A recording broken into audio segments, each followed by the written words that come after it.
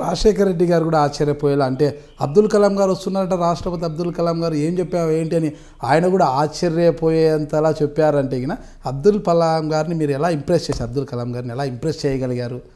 అంటే నేను ఇప్పుడే చెప్పాను కదా, ఆ బాడీ లాంగ్వేజ్ వారు మనం కూర్చున్నట్టు మాట్లాడుతూ ఉన్నారు. వారు చెప్పిన ప్రతి ఒక్క అంశానికి నాకు ఏదో ఒక సమాధానం ఉండే. వారికి ఇష్టం అంటే వారు ఒక ఒపీనియన్ ఏమొచ్చాదంటే, అరే ఈ సురేష్ రెడ్డి పర్వాలేదు, ఒక రాజకీయ నాయకుడిగా కాక అనేకమైన అంశాలపై కొంచెం అవగాహన ఉంది ఈయనకు అనే ఒక ఎఫెక్షన్ క్రియేట్ అయింది. రెండోది వారికి చెప్తూ వచ్చాను, మీరు రావాలి, మీ అనుభవాన్ని పంచుకోవాలంటే అది వారిలో స్ట్రైక్ అయింది. అరే రాష్ట్రపతిగా వెళ్ళొచ్చు, శాసనసభ్యులతో ప్రసంగిస్తే అదొక నూతన వాతావరణం బాగానే ఉంటుంది కదా, ఇటు ఆఫ్టర్ ఆల్ టు ప్రజాస్వామ్యాన్ని డెవలప్ చేయడానికి, బలం చేయడానికి రాష్ట్రపతి ఇక్కడికి వచ్చారు అనే అది కూడా ఒక లైకింగ్ వచ్చేది. ఆ తర్వాత వారు పదవి దిగిపోయిన తర్వాత, నేను స్పీకర్గా దిగిపోయిన తర్వాత కూడా చివరి నిమిషం వరకు వారితో నాకు కమ్యూనికేషన్ జరిగేది.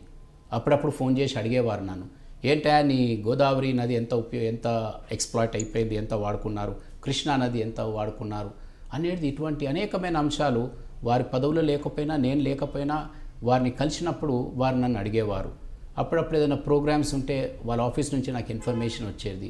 నేను వారు దిగిపోయిన తర్వాత కూడా పోయి కలిసేవాడిని.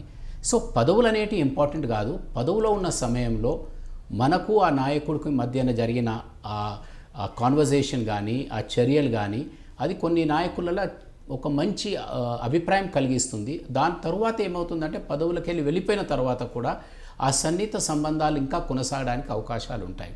నాకు పాకిస్తాన్లో అనేకమైన స్పీకర్స్ ఉన్నారు, వాళ్ళు ఇప్పటికీ నాతో కమ్యూనికేషన్లో ఉంటారు. ఆఫ్రికా దేశాల్లో ఉన్నారు, వారు మాట్లాడుతూ ఉంటారు.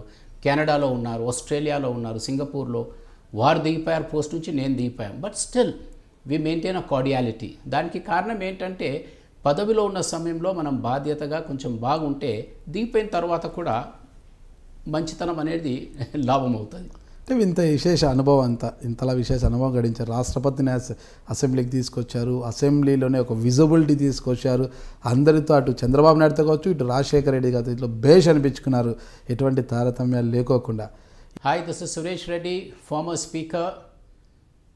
Please watch my interview with Nagaraj Garu on High Dreams, which will be coming up shortly. He's thrown a lot of insight into my personality and it's very exciting. Please watch it.